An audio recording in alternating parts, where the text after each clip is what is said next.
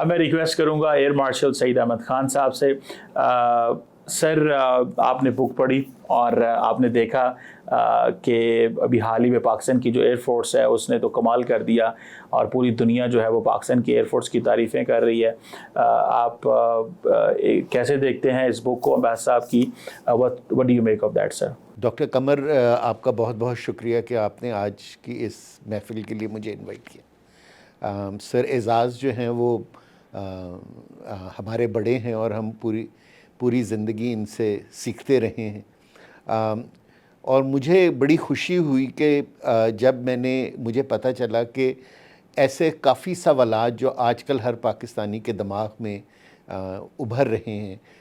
उनका कोई एक बड़ा मुदल्लल जवाब जो है सर एजाज़ ने इस किताब की सूरत में सबको पेश किया है। किसी डिफेंस एनालिस्ट ने बहुत अच्छा कहा था कि the wars are over when the guns go silent, but sometimes the real war starts when the headlines fade. जिसका मतलब ये होता है कि एक्चुअल जब जंग ख़त्म हो जाती है तो एक नई जंग की बुनियाद रख दी जाती है। और मेरे ख़्याल में पाकिस्तान आज उसी मोड़ के ऊपर है कि आज हर पाकिस्तानी के दिमाग में ये सवाल बार बार उभर रहे हैं कि अब मई 2025 के बाद आगे क्या होगा और हमें क्या करना चाहिए कि हम ये जो एक विक्ट्री स्पीच है या जो एक विक्ट्री की जो एक तसलसल है जो पाकिस्तान के लिए को आजकल मिल रहा है, ये कायम रहे। बहुत सारे सवालात थे जिनका सर ने अपनी किताब में बहुत अच्छे तरीके से ज़िक्र किया और फिर ख़ास तौर पर अपने आखिरी जो 2 चैप्टर्स हैं, चैप्टर 7 और 8, उनके अंदर बहुत अच्छे तरीके से उनका जवाब दिया। जो सर की किताब की सबसे बड़ी खूबसूरती ये है कि सर ने जो इंडिया पाकिस्तान रिलेशंस हैं उनको एक बहुत अच्छे तरीके से डिफ़ाइन किया और हिस्टोरिकली डिफ़ाइन किया कि किस तरह जो हमारी सोच है दोनों ममालिक की जो आज इस नहज पे पहुंची है, उस सोच का बैकग्राउंड क्या है और अब उस सोच को तब्दील करना ही मेरा ख़्याल दोनों ममालिक के लिए सबसे मुश्किल काम है। लेकिन यही एक रास्ता आगे है जहां हम चल के एक पीसफुल को एग्जिस्टेंस के तौर पे एक दूसरे के साथ इस इलाके के अंदर एक अच्छे नेबर्स की तरह रह सकते हैं। एक चीज़ मैं कहूँगा कि सर ने ज़्यादातर जो मसाइल हैं इंडिया और पाकिस्तान के उनको डिस्कस किया है from his experience as a diplomat, जबकि जो कैनवस है वो बहुत बड़ा है और जो 2025 में जो नया पैराडाइम बना है 2 कंट्रीज़ के बीच में, वो डिप्लोमेटिक बेसिस पे नहीं बना, वो मिलिट्री बेसिस के ऊपर बना है। लेकिन वो एक तरीके से अच्छा हो गया है क्योंकि जो पीसफुल को एग्जिस्टेंस है वो हमेशा बराबर के लोगों में होती है। हिस्ट्री हमें ये कहती है कि बराबर के लोग जो हैं वो एक दूसरे के साथ एक अच्छे तरीके से रह सकते हैं, ना अमीर गरीब के साथ और ना ताकतवर कमज़ोर के साथ अच्छे तरीके से रह सकते हैं। एटलीस्ट मई 2025 की जीत ने एक चीज़ अश्योर कर दी कि क्या कहते हैं कि इंडिया को ये पता चल गया कि पाकिस्तान को वो मिलिटरीली सबड्यू नहीं कर सकता। जिसका मतलब ये है कि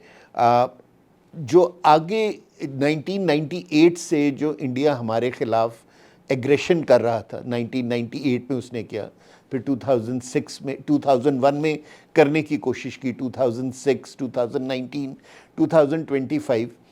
में इंडिया ने ये जो एग्रेशन किया वो इंडिया एक्चुअली वो स्पेस ढूंढ रहा था कि जहां हमारी न्यूक्लियर कैपेबिलिटी के होते हुए वो हमें सबड्यू कर सकता है एज अ नेशन। और उसने पूरी दुनिया को ये बताया कि जी कि पाकिस्तान एक अनस्टेबल स्टेट है, एक इस इलाके के अंदर जितनी इंस्टेबिलिटी है वो पाकिस्तान की वजह से है और अगर हमने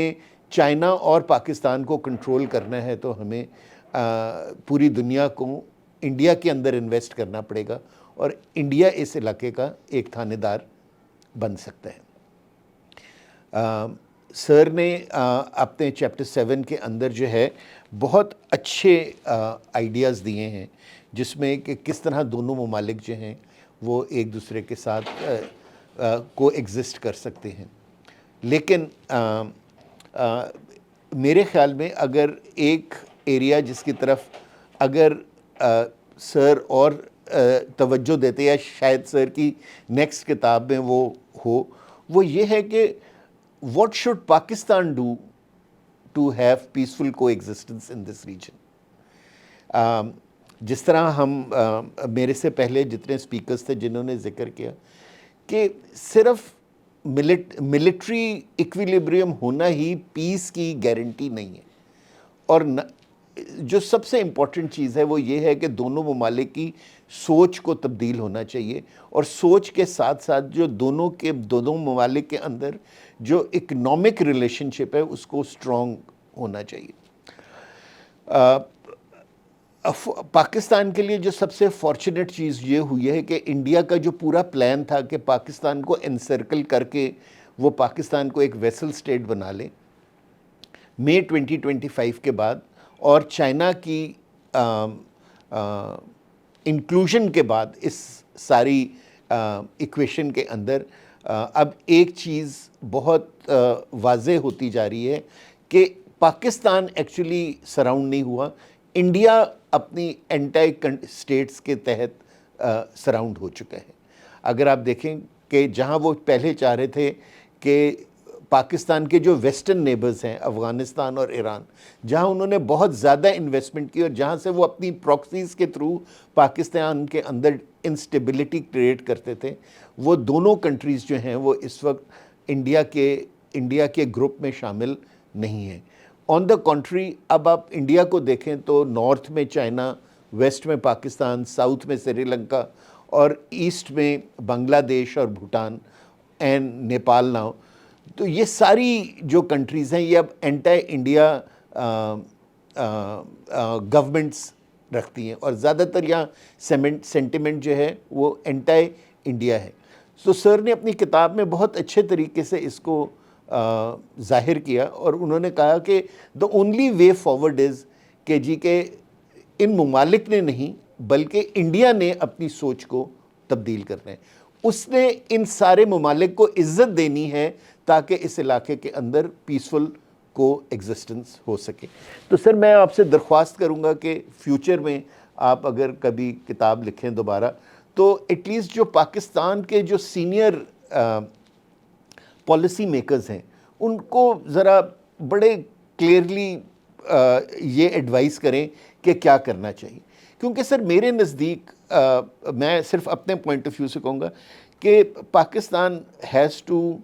इंश्योर कि अगले 15 से 20 साल तक हम किसी नए कॉन्फ्लिक्ट के अंदर एंटर ना करें। हमारे पास एक मिलिट्री पावर तो हम एक बन गए हैं 1998 के बाद, लेकिन जो है ना हम इकोनॉमिकली बहुत वीक हो गए। तो अगले 15 से 20 साल हमें अपनी इकोनॉमी को बेहतर करना चाहिए। अब उसको बेहतर करने के लिए पीस होना, इंटरनल एंड एक्सटर्नल पीस होना बहुत ज़रूरी है। तो सर आपने ऑल्दो किताब में इस पॉइंट को टेकअप किया है, लेकिन आई विश कि आप इस चीज़ को अपनी नेक्स्ट किताब में ज़रा और डिटेल में कहें कि जी कि how can that peace be achieved. मेरे नज़दीक सर एक दूसरा स्टेप जो है जो हमें पाकिस्तान को लेना चाहिए वो ये है कि हमें अपनी ख़ुद सोच को ब्रॉड करना चाहिए। हमें सर मिलिट्री एकेडमिया इंटरफेस करना चाहिए, और हमें अपनी यूनिवर्सिटीज़ और कॉलेजेस को बजाय डिग्री अवार्डिंग इंस्टीट्यूशंस बनाने के हमें इनोवेशन इंस्टीट्यूशंस बनाना चाहिए, ताकि सर यहाँ से पाकिस्तान के लिए लोग अच्छे आइडियाज़ लेकर आएँ। जो नई पौध है वो पाकिस्तान के अंदर अपने आप को इन्वेस्ट करें। और आजकल जो हमारा सबसे बड़ा मसला हो रहा है कि जी के जो हमारी नई जनरेशन है उसको वो they look at Pakistan very critically, वो उस पाकिस्तान को पॉजिटिवली देखना शुरू हो जाए।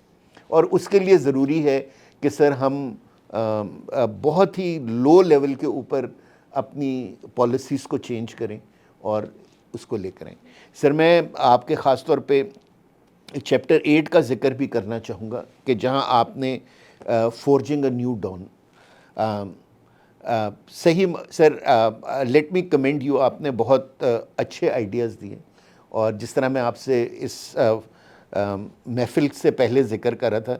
कि मैं 1 या 2 मरतबा ये दोनों चैप्टर्स दोबारा पढ़ूँगा ताकि मैं आपकी सोच को सही तरीके से एसिमिलेट कर सकूं। लेकिन सर मेरे ख़्याल में आपने हम सबको एक रास्ता दिखलाया है through the lesson of history